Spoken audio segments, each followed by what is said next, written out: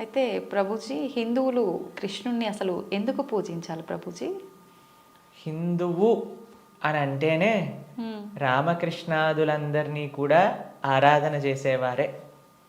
సనాతన ధర్మానికి ఒక మూల స్తంభం, లేదా ఒక విధంగా చెప్పాలి అని అంటే సనాతన ధర్మానికి ఒక అన్నిటికంటే ముఖ్యమైన గ్రంథం మనకి భగవద్గీత.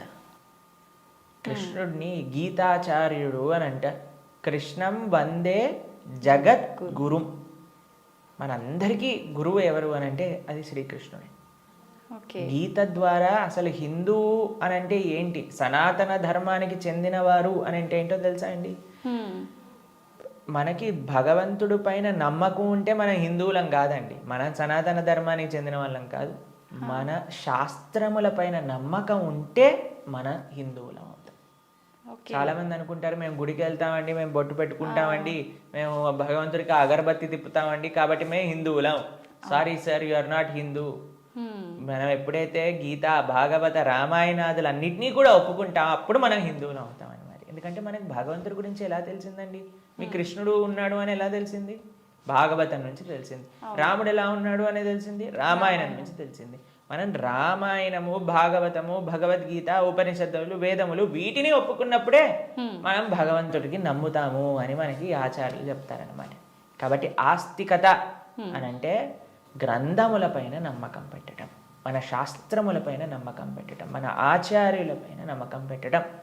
కాబట్టి మనందరికీ ఎవరైతే కృష్ణుడు భగవద్గీతలో ఒక విషయం చెప్తారు, ఏంటో తెలుసా అండి?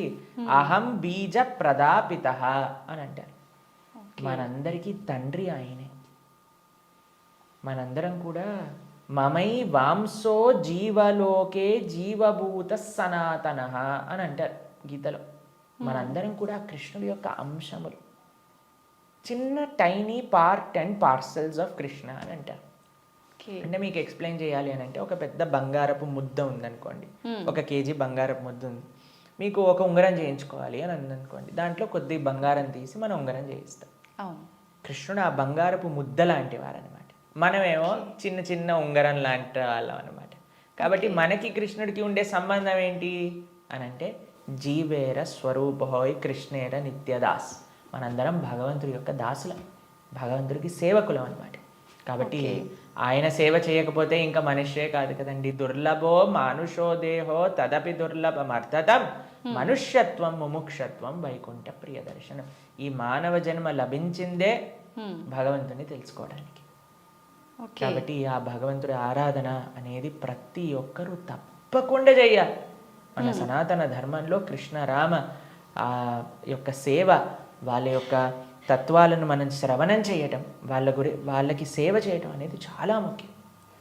కాబట్టి ప్రతి ఒక్కళ్ళు కూడా చక్కగా కృష్ణుని ఆశ్రయించాలి, కృష్ణుడి యొక్క భక్తి చేయాలి. ఓకే. అయితే ప్రభుజీ, కృష్ణుడిని ఆరాధించాలంటే కృష్ణుడి విగ్రహం అనేది మనం ఇంట్లో పెట్టుకొని ఆరాధించాల్సి ఉంటుందా గురూజీ? అసలు ఎందుకు పెట్టుకోవాలి కృష్ణుడి విగ్రహాన్ని? కృష్ణుడి యొక్క విగ్రహం ఎందుకు పెట్టుకోవాలి అని అంటే, మనం మీకు ఒక విషయం చెప్తానండి. మీకు చాలా ప్రేమ ఉన్ని వ్యక్తిలోని ఎవరైనా ఉన్నారనుకోండి, మీరు ఏం చేస్తారు? మా కాలేజ్లో మేము ఇంజనీరింగ్ చదువుకునేటప్పుడు చూసేవాళ్ళం అనమాట. ఎవరికైనా గర్ల్ ఫ్రెండ్, బాయ్ ఫ్రెండ్ ఉన్నారనుకోండి, వాళ్ళు ఏం చేస్తారు తెలుసా? స్క్రీన్స్ ఎవరిపైన వాళ్ళు ఫోటో పెట్టుకునేవారు అనమాట. అదే అడుగునే, అరే వీళ్ళెవరు అంటే, వీళ్ళు నా గర్ల్ ఫ్రెండ్, వీళ్ళ బాయ్ ఫ్రెండ్ అని చెప్తూ ఉండేవారు. తర్వాత మేము ఎప్పుడైనా వాళ్ళకి రూమ్కి వెళ్ళాం అనుకోండి, రూమ్లో కూడా వాళ్ళ ఫోటోలు ఉండేవి. దాని తర్వాత ఎక్కడ పర్సులో చూసాను, పర్సులో కూడా వాళ్ళ ఫోటో ఉండే. మనం ఎవరినైతే ప్రేమిస్తామో వాళ్ళ యొక్క చిహ్నాలతో మన అందరినీ నింపేసుకుంటూ ఉంటాం కదండి. అవును ప్రభుజీ. కాబట్టి మనం భగవంతుడిని ప్రేమిస్తున్నాము అన్నప్పుడు భగవంతుడి యొక్క అవే మన దగ్గర ఉండాలన్నమాట. ఇప్పుడు చూడండి, మేము స్వామి ఆరాధకులం. మా స్క్రీన్ సేవర్లో చూడండి, మీకు కృష్ణుడు కనిపిస్తాడు, పార్థసారథి. ఇక్కడ లోపల తీసిన మా ఆచార్యులు కనిపిస్తారు.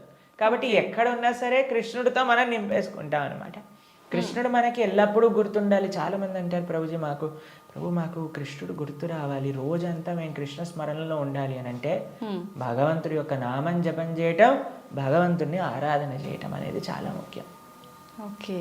కాబట్టి ప్రతి ఒక్కళ్ళు చాలా మంది భయపడిపోతూ ఉంటారు, ప్రభుజీ ఇంట్లో విగ్రహం పెడితే ఆయనకి 3 పూట్ల నైవేద్యం పెట్టాలా? హ్మ్. అని అంటే మరి స్వామి మనకి తినడానికి తిండి ఇచ్చింది, మీకు శరీరం ఇచ్చింది, పీల్చడానికి గాలి ఇచ్చింది, చూడడానికి కన్నులు ఇచ్చింది, శక్తినిచ్చింది, మనసునిచ్చిందేమో ఆయన.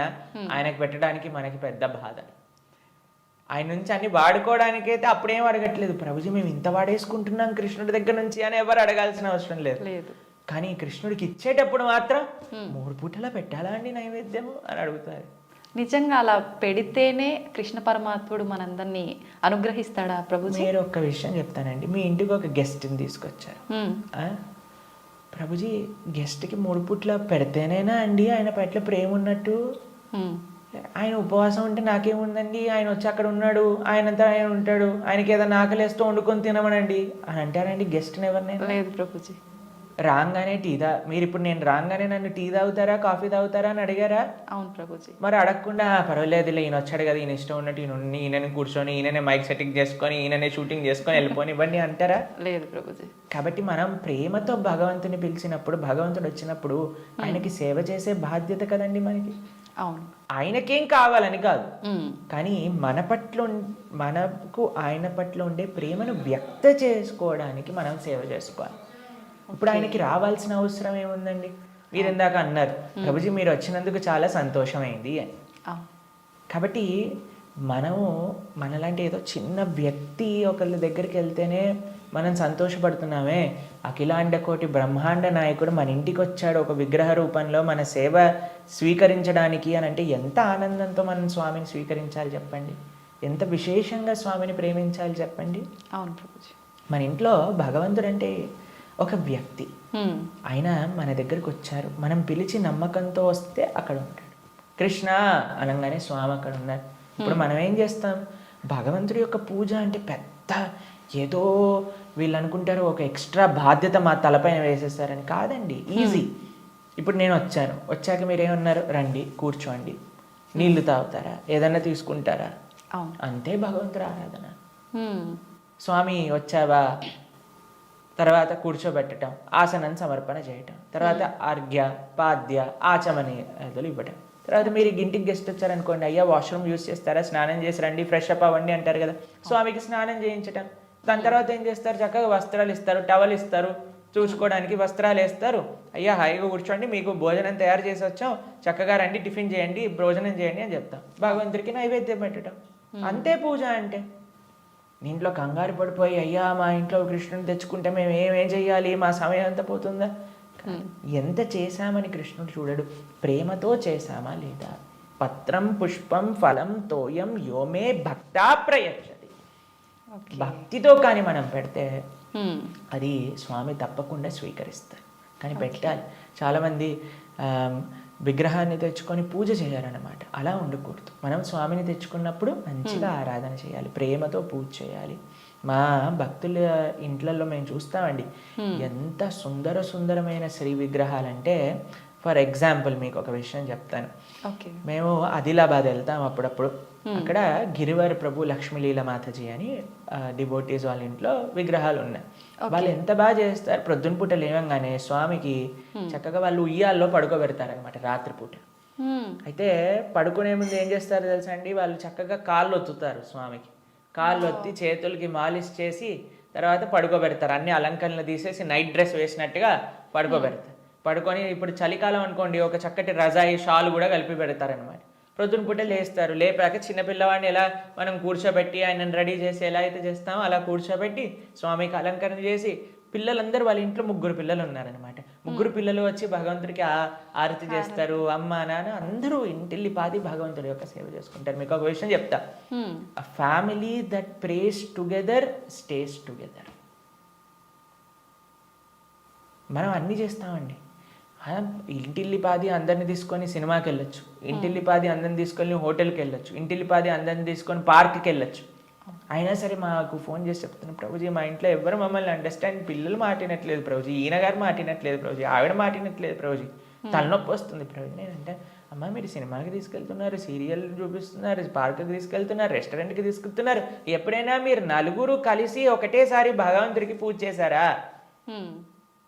నలుగురు కలిసి నియమంగా ప్రతి వారం మేము గుడికి వెళ్తామండి, ప్రతి వారం మేము గోసేవ చేయడానికి వెళ్తామండి అని ఎవరైనా చేస్తున్నారా అంటే లేదండి, మా ఆయన గారు గుడికి రాదండి, నేను ఒక్కనే వెళ్తానండి, మా ఆవిడ గారు పూజ చేయరండి, నేను ఒక్కనే పూజ చేస్తానండి, మా పిల్లలు ఆడుకోవడానికి వెళ్తారు. ఏవైతే చేయకూడదో అన్ని నలుగురు కలిసి చేస్తున్నారు, ఏదైతే పని చేయాలో కలిసి చేయట్లేదు కదా. మేము అన్నాం వాళ్ళకి, ఒక నెల రోజులు కలిసి మీరు ఆలయానికి వెళ్ళండి, నెల రోజులు కలిసి గోశాలకు వెళ్ళి గోసేవ చేయండి, ఒక నెల రోజులు కలిసి ఒక 5 నిమిషాలైనా సరే భగవంతుని ముందు ప్రార్థన చేయండి అంటే నెల రోజుల తర్వాత మాకు ఫోన్ చేశారు. ఫోన్ చేసి ప్రభుజీ ఇప్పుడు మేము ఇంతకు ముందు కంటే చాలా ప్రశాంతంగా ఉన్నాం, ఇంతకు ముందు కంటే చాలా మార్పు మా జీవితాల్లో వచ్చింది. కాబట్టి మేమన్నా ఇలానే చేస్తూ ఉండండి, ఇంకా శాంతి మీ ఇంట్లో పెరుగుతుంది. కాబట్టి మనకు ఒక కామన్ పాయింట్ కావాలి, ఆ కామన్ పాయింట్ మంచి సెంటర్ అయి ఉండాలి, అది భగవంతుడు. భగవంతుని కేంద్రంగా పెట్టుకుంటే, ఇప్పుడు మన ఇంటికి కేంద్రం ఏంటండి, డైరెక్ట్గా ఇంట్లో నుంచి రాగానే ఫస్ట్ మహా విశ్వరూప దర్శనం, పెద్ద ఎల్సిడి స్క్రీన్ టీవీ కనిపిస్తుంది మనకి. అవును ప్రభుజీ. కాబట్టి టీవీ మనకి కేంద్రం అయిపోయింది. టీవీలో ఏం చూపిస్తారండి, ఆ చెత్త ఈ చెత్త తప్ప ఏం అవసరమైన విషయాలు ఏం చూపించరు, ఇలాంటి ప్రోగ్రాముల విషయం పక్కన పెడితే. కాబట్టి మనిషికి ఏది మంచిదో అది మనకి కేంద్రంగా ఉండాలి. ఇప్పుడు దురదృష్టవశాత్తు టీవీలు కేంద్రం అయిపోయాయి ఇంటికి. ఎంత పెద్ద టీవీ ఉంటే అంత గొప్ప స్టేటస్ నీది అని చెప్పుకునే వాళ్ళు కూడా తయారైపోయారు. మేము ఒక భక్తుల ఇంటికి వెళ్ళాం. జనరల్గా భక్తుల ఇంట్లలో టీవీలు చూడం మేము ఎప్పుడు కూడా. వాళ్ళు టీవీలు తీసేసి ఎక్కడైతే టీవీ ఉండాలో అక్కడ ఆలయం ఉంటుంది. మా ఇంట్లో కూడా టీవీ ఉండదండి. మా ఇంట్లో హాల్లోకి వెళ్తే ఫస్ట్ కనిపించేది మీకు మా పూజా గది, మా ఆరాధన మూర్తులు అన్నీ కూడా కనిపిస్తూ ఉంటాయి అన్నమాట.